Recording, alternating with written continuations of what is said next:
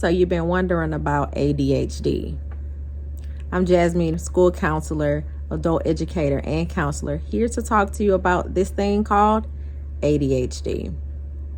ADHD stands for Attention Deficit Hyperactivity Disorder. All that means is that a person has trouble keeping focus. ADHD is broken up into two clusters. For the sake of the video, I'll call them sections. Section 1, we'll call this the inattention section.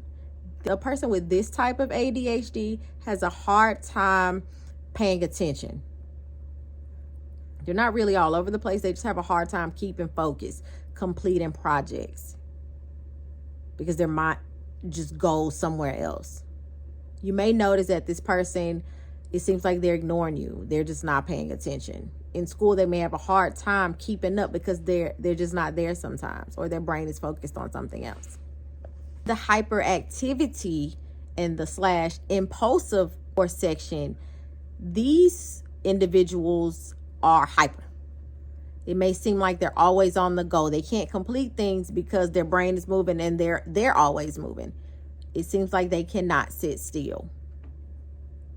It should be noted that with the inattentive section and the hyperactivity section, a person can have either one of those, or they can have both of them, a little bit of both. Okay. It is very important to talk to your doctor and your child's teacher or healthcare provider or counselor if you feel that any of these symptoms sound familiar to you. Okay. ADHD is a neurological disorder. That means it's in the brain. It does not go away. It's there. There are no known causes of ADHD except genetics.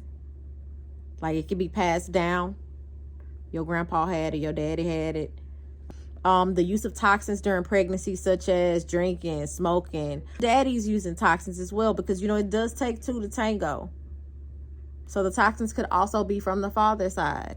Working with kids for a very long time, I've noticed that smokers, if you smoke a lot of weed and you have kids, there could be a chance that your child could come out with ADHD.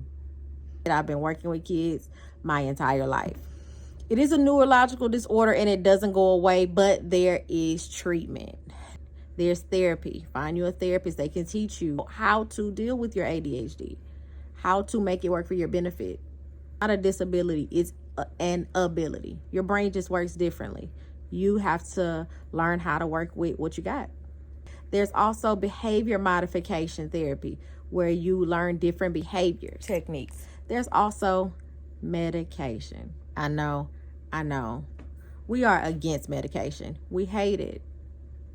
And I've also heard parents say that when they give their children ADHD medication, they can feel like their children become zombies. That's the number one thing I hear.